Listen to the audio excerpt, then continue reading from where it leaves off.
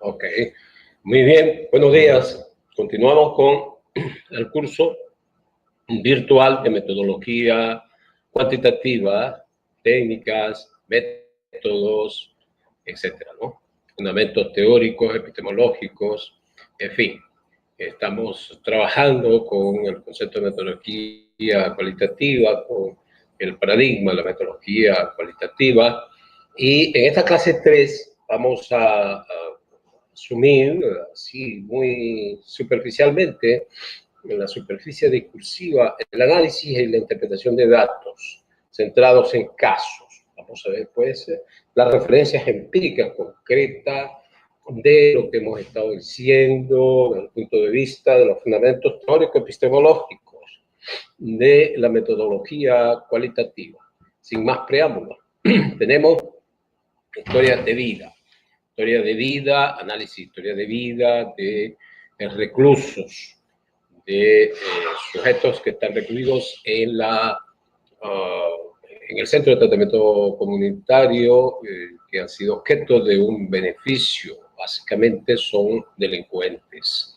Pero tomamos solamente dos casos, una metropinática, intencional, cualitativa, en fin, y nosotros lo clasificamos como sujeto 1, sujeto 2, sujeto 3, en fin, para obviar el nombre, para conservar el anonimato del sujeto que estamos investigando. No porque el sujeto nos haya impedido poner el nombre, sino por razones de bioética, hemos preferido no poner el nombre acá. Entonces, elaboramos, yo y un grupo de investigación de la Universidad Bolivariana, elaboramos un instrumento que va hacia los aspectos fundamentales de la historia de vida remota, es decir, la historia de vida de la infancia, la adolescencia, básicamente, y tratamos de rastrear algunos aspectos orientados por la idea de, por ejemplo, la deserción escolar como variable, como factor de riesgo asociado al comportamiento violento, al comportamiento delictivo del homicida. Entonces, la deserción escolar es un aspecto que hemos detectado en investigaciones anteriores que hemos hecho sobre este mismo tema con estos mismos sujetos. En la pregunta, porque ya lo sabíamos que se había retirado de la escuela, ¿por qué te retiraste de la escuela? El sujeto me había dicho que se retiró de la escuela a una edad muy joven, muy temprana. Entonces dice que mi papá, es maestro de obras, y cuando venían las vacaciones de la escuela yo me dediqué a trabajar con él. Yo lo ayudaba y él me daba 40.000 bolívares. Cuando comenzó el estudio me gustó porque me gustó el trabajo, ¿no? Había que poner ahí, porque tenía real en mis manos, me gustó el trabajo y vinieron los días de trabajo. Bueno, cuando me tocó ir para la escuela, preferí ir al trabajo hasta que tuve mi esposa, que la tuve de 17 años, ¿no? A adquisición de un compromiso de tipo conyugal, muy precozmente, a los 17 años ya es padre de familia y asume una responsabilidad como esta. En verdad me gustaba el trabajo, porque uno se podía vestir como uno quería y sin que los padres le dieran las cosas a uno. Uno mismo buscaba maneras de vestirse a lo que uno quería. Fíjense que ahí está presente el valor de la adquisición de productos muy importantes para la imagen del sujeto, como es el vestido. Para la imagen del sujeto venezolano hoy, la imagen es un valor fundamental. Entonces, el dinero como un medio para adquirir algo que le guste mucho y que lo pone a él pues en una condición de estatus, de relevancia frente a los otros personas, muchachos del barrio que no pueden tener acceso a eso. Entonces, me gustaba tener dinero. Entonces, la escuela como valor le cede al trabajo, pero no porque me guste mucho el trabajo, una ética del trabajo, sino porque eso me permite tener dinero, una racionalidad instrumental que es el dinero, que es un elemento sistémico de poder que me permite a mí acceder a un bien de consumo como es el vestido, ¿no? Como es la ropa. Fíjense que el dinero como un instrumento para obtener el vestido, no para atesorar o acumular. En realidad el venezolano, mayoría del venezolano, no estamos orientados a la acumulación, al atesoramiento del dinero, sino utilizar el dinero simplemente como un medio de adquisición de productos por la vía del consumismo. El valor fundamental es el consumismo y el hedonismo, el placer por el placer, pues, como valor fundamental. Entonces, en este contexto, el sujeto asume esta responsabilidad y comienza a adquirir los productos que considera necesario para la preservación de la imagen. Pues. Entonces, la familia, aquí en este cuadro, este diagrama de Atlas T, que logramos estructurar, la familia aparece como disfuncional. Una familia extensa, es decir, de varios núcleos familiares, y es disfuncional, ¿no? Es disfuncional porque hay un problema ahí de violencia en la pareja, hay un comportamiento violento de los miembros de la pareja, del padre básicamente, hay maltrato infantil, eso lleva, eso y combinado, pero básicamente, determinado básicamente por la idea del consumo a la deserción escolar, y lleva a la cultura del delito, consumo de alcohol en grupo, luego el sujeto se ve envuelto en el patrón de comportamiento de consumo de alcohol en grupo. No son alcohólicos estos muchachos propiamente dicho, sino que consumen en un grupo por una conducta orgiástica, digamos, del grupo, del reforzamiento, del autorreforzamiento del sujeto dentro del contexto del grupo.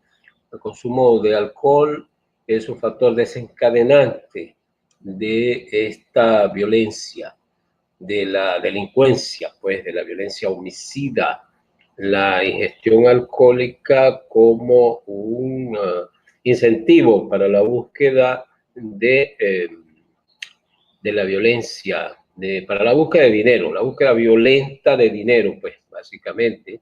Y todos estos factores llevan, por supuesto, a la comisión de homicidio. El homicidio aparece como una variable resultante de todos estos factores que hemos señalado, en el cual está la ideología del sistema de adquirir dinero para obtener productos de consumo, pero también aparecen aspectos de la fractura de la estructura familiar, el maltrato infantil, con la violencia en la pareja de los padres, claro, y esto lleva, pues, predispone, pues, al sujeto número uno que estamos trabajando, ¿no?, a la violencia. Entonces, tenemos que, bueno, esto es ya una representación gráfica en este diagrama de lo que estamos trabajando en términos de análisis de caso, al menos en la biografía, la historia de vida de este sujeto. Son sujetos de clase baja, fundamentalmente, de origen obrero campesino, de barrios populares, de estrato 4 o 5, de acuerdo a la estratificación de Grafar, estrato 4 o 5, el estrato 5, el denominado estrato familiar. Grafar los pone con una operacionalización, ¿no?, de ingreso, de nivel de instrucción, etc. Y el estrato 4, estrato de obrero básicamente. El estrato 3, estrato de clase media. Pero estos sujetos son 90, casi 100%, los sujetos investigados son de estrato, pertenecen al estrato 4, 5. El sujeto número 2, fíjense que traemos fragmentos de relatos de vida, no toda historia de vida, sino fragmentos de relatos acerca de la biografía del sujeto contada por él como respuesta a la pregunta que nosotros estamos formulándole. A los 12 años se separaron sus padres, se separaron mis padres, y yo me quedé con mi mamá. A los 12 años se separaron, está hablando de sus padres. Yo me quedé con mi mamá. Esto es muy frecuente, muy típico, estas familias desintegradas o disfuncionales. A los 12 años todavía es una edad de la pubertad, una edad de mucho riesgo para el muchacho. Bueno, se fue el padre. ¿Quién sabe si detrás de eso había violencia de pareja, alcohol? Ella salía y me dejaba solo, se refiere a su mamá. Hay un estado ahí de abandono parcial, digamos, que también es un factor asociado al comportamiento violento, al comportamiento delictivo, no solo homicida, en este caso homicida, sino comportamiento de droga. A los 19 años ya yo andaba en el mundo tomando alcohol y drogas y asaltando. Solamente tomaba alcohol y drogas, el aspecto hedonístico, que también es un valor para estos jóvenes, sino que andaba tomando alcohol y drogas. Yo formaba parte de bandas y el dinero era para consumir drogas, alcohol y para la fiesta. Fíjense el comportamiento hedonístico, orgiástico de estos jóvenes, estos sujetos. No tenían dinero para ahorrar o para ver cómo financiaban sus estudios, cómo mejoraban su estatus económico, sino básicamente para consumir. Eso está en el fondo, digamos, de la motivación por el dinero del venezolano en general. No es para ahorrar, no es para mejorar el estatus económico. Bueno, algunos sí, para arreglar su casa, pero la mayoría, sobre todo en esta cultura juvenil, es el comportamiento orgiástico, hedonístico, y en ese ambiente se producen comportamientos violentos y comportamientos homicidas. No son homicidas natos, son gente que llegan al homicidio a partir de la motivación fundamental del consumo de drogas y alcohol, a partir también de un cierto resentimiento social que es anidado a partir de los traumas familiares, del abandono, del maltrato, del abandono afectivo también, es decir, no me quieren, etc. Cuando era adolescente me gustaba consumir drogas y alcohol. Bueno, es obvio, es evidente. Esto, la cultura de hoy, la cultura de la droga, la cultura del alcohol y la cultura de la muerte, que es el homicidio, están emparentados. No es automático que el que consume drogas o alcohol sea violento, sea delincuente, ni mucho menos homicida, pero hay una fuerte asociación en términos de factores de riesgo, pues epidemiológicamente hablando, de que este comportamiento delictivo ocurra. Entonces, este recluso número 2, aquí dice número 2, se resiente de la muerte del padre cuando él era joven. Primero se separaron, después ocurrió la muerte del padre. Entonces viene el rechazo a la escuela como un aspecto muy importante o derivado del amor por el trabajo, pero no el amor por el trabajo, por la ética del trabajo, la ética protestante, sin inclusión de obtener el medio instrumental que lo lleve a consumir, a obtener productos de consumo. La cultura del delito está rodeando todo esto, ¿no? Todo este abandono, toda esta pérdida, la muerte del padre, el rechazo a la escuela, la asunción precoz de un rol conyugal, ¿sí? A los 17 años ya tiene pareja, tiene hijo, consume alcohol en exceso a esa edad ya. Después de la muerte del padre, decía en el relato que le había pegado mucho por la muerte del padre. Aunque somos una cultura matricéntrica, sin embargo el padre, por la tradición patriarcal, es importante. El padre es la ley y es la norma en cualquier sociedad, modelo simbólico, aunque seamos una cultura matricéntrica. Lo que pasa es que en las culturas matricéntricas como nosotros, que no matriarcales, la madre asume el rol de madre y asume el rol del padre también, por necesidad, ¿no? Entonces, aquí está la cultura hedónica que decimos, hedonística. Está también una precocidad sexual, ya hay un rechazo a la escuela, hay un comportamiento ya violento que se viene gestando, hay una relación temprana con el trabajo, incorporación precoz al proceso del trabajo, hay ya una, digamos, una predisposición al comportamiento violento, delictivo, y aparece la comisión de homicidio. Comisión de homicidio se da en este contexto en el cual están dados todos los nexos causales, estructurales, nexos de sentido que predisponen a un comportamiento violento, delictivo y a un comportamiento homicida como resultado de ese comportamiento violento. No es automático, nada en lo social es determinístico, sino estocástico, probabilístico.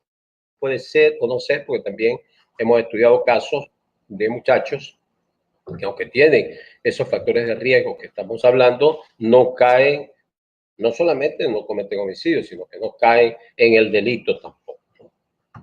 Entonces, con respecto a matriz de integración de factores asociados a homicidios, claro, aquí presentamos dos casos, pero nosotros tenemos una muestra mucho más amplia.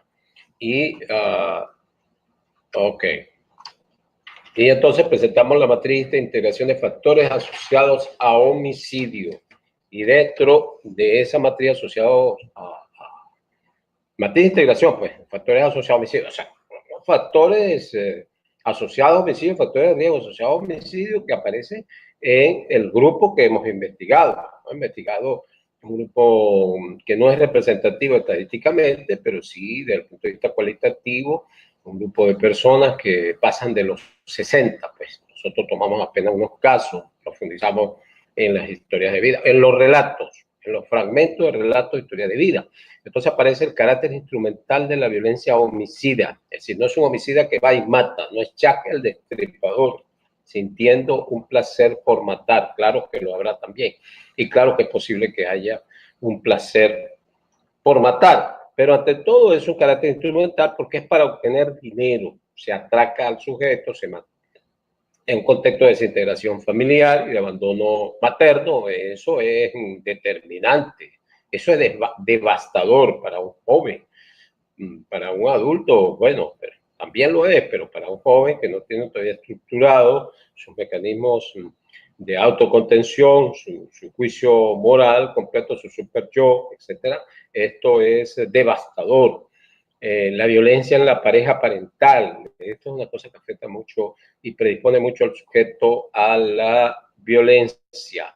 Desvalorización de la vida humana versus revalorización del objeto. Bueno, esta es una cosa ya que no es de la familia, es de la sociedad en general, la sociedad como una estructura más amplia, donde la vida se ha desvalorizado. Más decía, a medida que se revaloriza el capital, se desvaloriza la fuerza de trabajo. Yo diría, a medida que se revaloriza el dinero, el consumo, se desvaloriza la vida humana. Y eso lo estamos viendo todos los días, pues, matar por dinero, atracos que conllevan la muerte de la persona, lo que se llama la muerte por motivos banales y fútiles, ¿no?, que dice el Código Penal.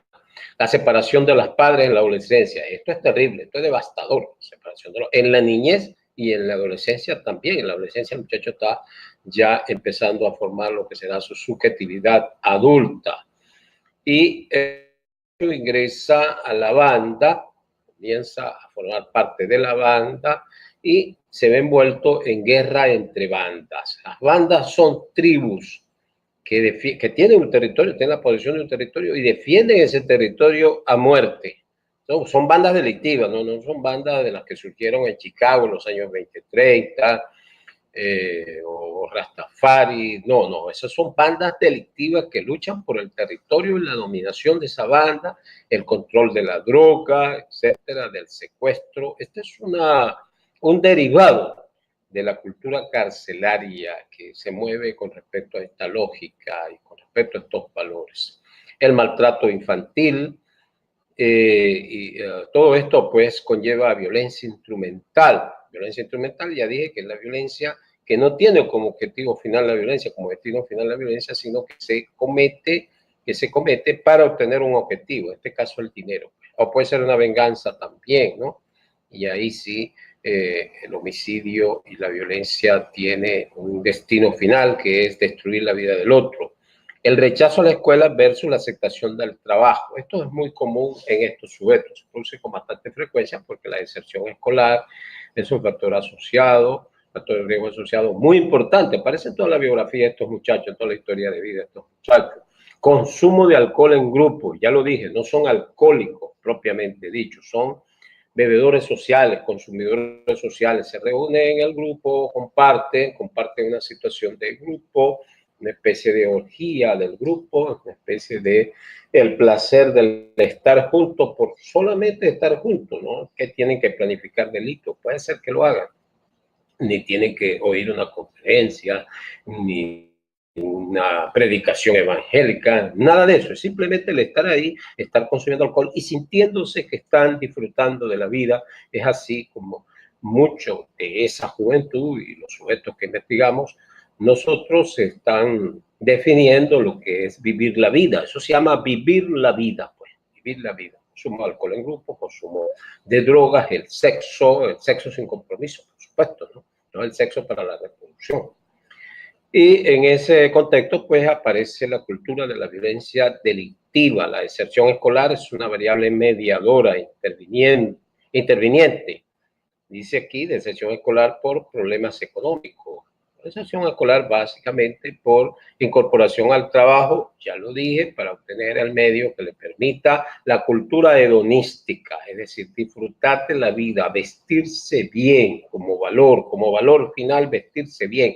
No es vestirse bien para llegar al trabajo, para tener un buen efecto de entrada en el trabajo, en la universidad, sino para que lo admiren a uno y uno tener un reconocimiento social a partir de la imagen que proyecta, de la imagen del sí mismo que proyecta. La fenomenología sociológica habla de la presentación de la persona en la vida cotidiana, ¿no? Irving Goffman, por ejemplo, que tiene un trabajo que se llama así, presentación de la persona en la vida cotidiana.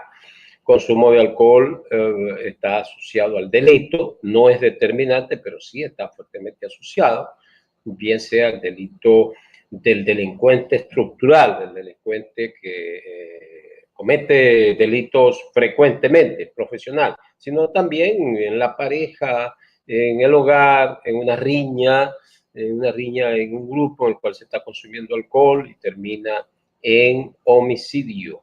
Comportamiento violento, entonces, que viene de toda esta línea de acá que estamos planteando, de toda la situación de trauma familiar, como de la concepción del mundo, la visión del mundo, de una sociedad, ya lo dije, como expresaba Marx, pues de desvalorización de la vida a medida que se revaloriza el objeto, se revaloriza la mercancía, y la mercancía de las mercancías es el dinero, no el dinero, ya dije, para acumular, atesorar, sino como un medio instrumental para adquirir un objeto de consumo.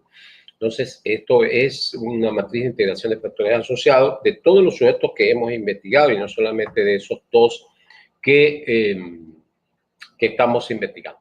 Otros son la historia de vida que podemos hacer, el instrumento que aplicamos cualitativo a pacientes psicóticos hospitalizados en el servicio de psiquiatría del Hospital Municipal.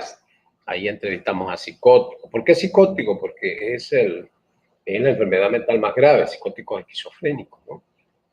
Pero claro, es una investigación que se realiza con pacientes que ya han hecho remisión de síntomas, porque cuando están en pleno delirio, en plena crisis, usted no puede hablar con ellos, es imposible la conversación. Entonces, esperamos a que estos pacientes, a través de las drogas que consumían, psicoterapéuticas, pudieran regresar a un estado en el cual fuera posible la conversación con ellos. Y entonces hablamos de algunas categorías previas. Claro, este es el producto también de investigaciones anteriores, pero entonces definimos algunas categorías de análisis que utilizamos en la entrevista de estos sujetos pacientes. Ya pasamos de los reclusos homicidas a los pacientes de tipo psicótico. Y entonces hablamos de la constitución de la subjetividad del sí mismo en el paciente psiquiátrico. ¿Cómo es el proceso de constitución de la subjetividad del sí mismo en el paciente psiquiátrico? Y hablamos acá de 5 categorías. Experiencia de sí basada en la recuperación del dominio sobre el sí mismo. A medida que yo tenga dominio sobre mí mismo, yo voy a tener una experiencia de recuperación. La experiencia del otro, cómo yo percibo al otro médico, al otro paciente. La experiencia del mundo, cómo veo yo el mundo. La experiencia de la enfermedad, cómo percibo yo la enfermedad, cómo defino la enfermedad. Y si registro la enfermedad, puede ser otra cosa. En las primeras etapas el paciente no registra la enfermedad. Dice que no está enfermo, dice que son los otros que lo quieren hacer daño, etc. Y la experiencia del campo institucional, o sea, de la institución donde está recluido, en este caso el hospital psiquiátrico. Pues. Pero como ustedes ven, esto es una aproximación fenomenológica. Fíjense que habla de la experiencia siempre, que está valorando y evaluando la experiencia. Luego aplicamos el modelo hermenéutico porque interpretamos qué es lo que el sujeto quiso decir. Entonces, la técnica de sí mismo y cultivo del sí, como, es decir, la técnica del insistir, técnica de perfeccionamiento del sí mismo como una técnica de sí, como una técnica de reestructuración del sí mismo. Esto es elaborado por el mismo sujeto, ¿no? Claro, uno pone las categorías y ellos rellenan de contenido las categorías. El perfeccionamiento del sí mismo, no echar para atrás, mantener la mente ocupada, el cuidado de sí, licor y café son obstáculos en la vía del éxito personal. Fíjense que estos son respuestas que el sujeto mismo está dando, no lo estamos poniendo ahí. Nosotros ponemos las categorías, pero ellos rellenan las categorías de un contenido empírico. Entonces, es una técnica de sí mismo, son tecnologías del yo, que el sujeto ha estado construyendo en ese proceso de constitución del sí mismo, del yo, en una relación de poder con la psiquiatría como discurso de autoridad, pero que no es negativo, no es completamente tóxico, porque es lógico que sí, que hay que reconstruir el sí mismo sobre la base de un concepto de salud, de salud biopsicosocial, que es, claro, aquí recibe el sujeto una impronta de la institución y del discurso médico, el discurso de autoridad. No todo el discurso es alienante, no todo lo que tiene la institución es alienante. Partimos de ese objetivo, de que el sujeto va construyendo su sí mismo, va reconstruyendo, y ahí está la reconstrucción de la subjetividad, a partir de las experiencias que va teniendo en la institución, de los roles que asume. El rol de paciente es nuevo en un paciente que ingresa por primera vez. Ya si lo ha asumido es un rol crónico, pero de todas maneras al asumir el rol está comenzando pues a reconstruir o está reconstruyendo permanentemente su sí mismo, su yo, su subjetividad, su concepto de la propia persona. Entonces, con respecto a la experiencia del otro, dice mejorando para este paciente específico, para superar la situación del nombre de loco que la gente me ponía. O sea, hay un etiquetamiento, él percibe al otro como un etiquetador que le pone a él una etiqueta de loco, siendo que él no es loco. Entonces, esta etiqueta de loco que le ponen en la calle, que le ponen en la familia, se continúa con la experiencia del campo institucional, que lo vamos a ver al final. ¿Por qué? Porque esto es lo mismo, el etiquetamiento de loco. El diagnóstico de psicosis es un etiquetamiento, ¿no? Y el paciente lo sabe, ¿no? La experiencia del mundo del paciente a partir de la psiquiatría como mediación simbólica, la psiquiatría como un operador cognitivo existencial. Yo estoy mejorando por la psiquiatría me está ayudando, la psiquiatría me permite a mí recuperar mi estado mi estatus, pues, de reconocimiento social, de prestigio que yo tenía, vamos a decir así, del sentido del propio valer, la psiquiatría me está dando esto. La hipótesis que habíamos sostenido era que, al contrario, la psiquiatría se percibía como un proceso alienante, pues el paciente no lo ve aquí como un proceso alienante, eso es lo que le está diciendo fenomenológicamente, y hay que respetar ese dato, ese dato frontal, pues, que está diciendo el paciente, de que la psiquiatría es un instrumento de recuperación. Por eso es que decimos que la psiquiatría como mediación simbólica, es una mediación simbólica porque es un punto de contacto entre lo malo y lo bueno, lo tóxico, que es la enfermedad, y la salud, la recuperación. Experiencia de la enfermedad, la enfermedad como producto del exceso de consumo de sustancias nocivas, como licor y café. La sexualidad es perjudicial. Fíjense ustedes que parece un elemento realmente alienante que no se lo podemos atribuir a la psiquiatría. Pudiera ser si se investiga un poquito más. Pero ya aparece un concepto de austeridad, un concepto de represión, que es de origen cristiano, la austeridad, ¿no? La subjetividad de la austeridad, si no caigas en exceso, no caigas en el exceso de la sexualidad. La sexualidad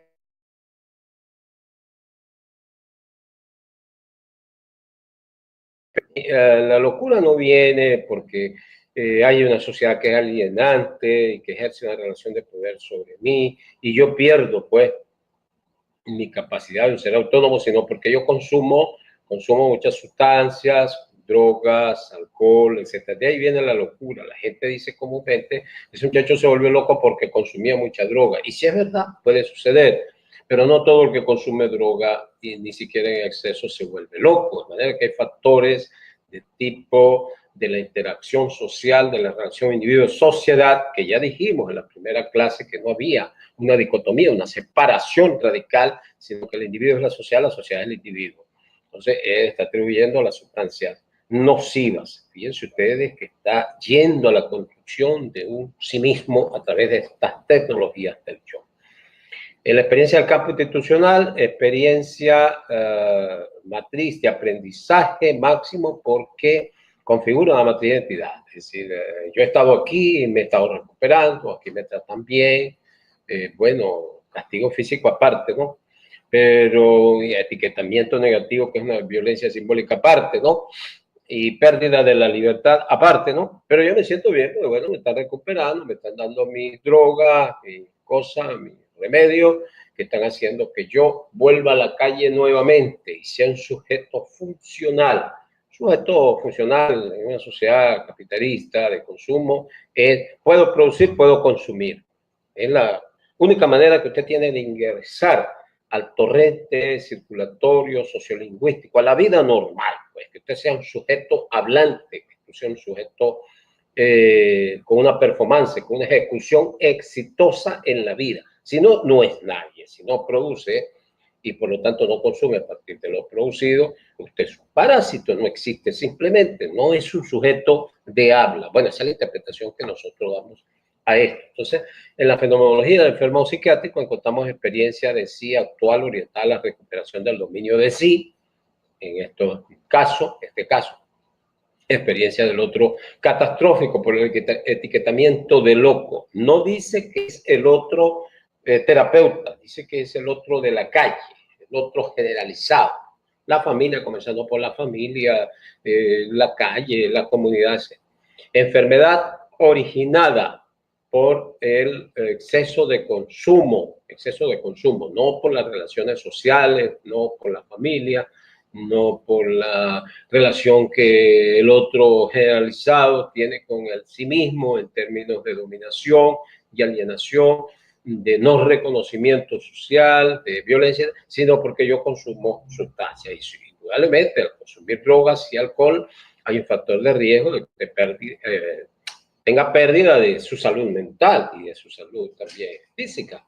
Pero lo social es muy importante, la relación con lo social es muy importante, y aquí el paciente no llega a registrar la enfermedad como teniendo una etiología social y psicosocial.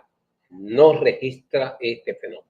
Luego lo registra por un exceso simplemente de consumo, lo cual apunta hacia una concepción austera de la vida, que repito, es de matriz cristiana, y con ese mecanismo de contención que yo voy a tener ahora de austeridad, yo puedo regresar a la vida normal.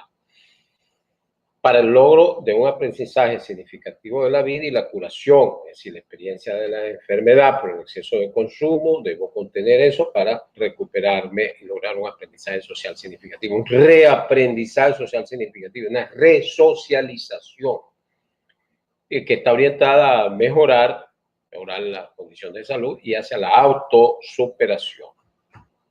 Bueno, sujeto número 4 es una paciente también psicótica esquizofrénica, ¿no? Y nosotros hicimos un análisis estructural de relato utilizando a Gray Mass, pero Gray Mass no pone estas cosas, no pone esta cuadrícula, estos factores, nosotros lo incorporamos, pero el origen es Gray Mass, sin duda, análisis estructural del relato, semática estructural, trabajo ya de los años 70, 60, 70, no es tan nuevo, se puede utilizar, se encuentra en las bibliotecas, probablemente se encuentra en la red. Entonces, los sujetos son sujetos de clase 4 y 5, igual que los reclusos, gente muy pobre, pues, de barrios populares. Cuando hablamos de los actores y sus propiedades, o sea, de aquellos otros poderosos que tienen que ver con su enfermedad, ahí sí ingresa el concepto de otro poderoso, porque es paranoica, ¿no? Evidentemente paranoica. Hay una vecina enemiga que manipula, controla espíritus malignos, tiene poder de controlar espíritus malignos. Otros poderosos reales, que es la vecina enemiga, e imaginarios, que son los espíritus malignos. Entonces, ¿qué funciones realiza? Podría uno preguntarse, uno le pregunta a estos sujetos.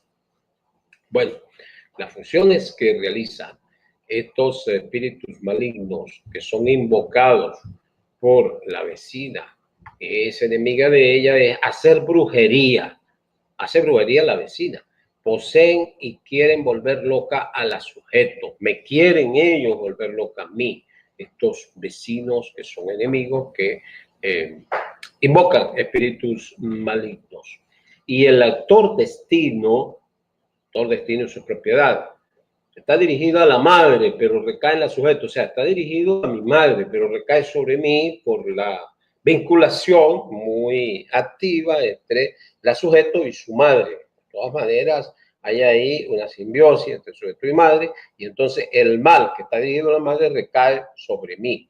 De todas maneras, es un poder destructivo, es un poder tanático destructivo, de causar muerte, porque la enfermedad psicótica es muerte, sobre todo en una sociedad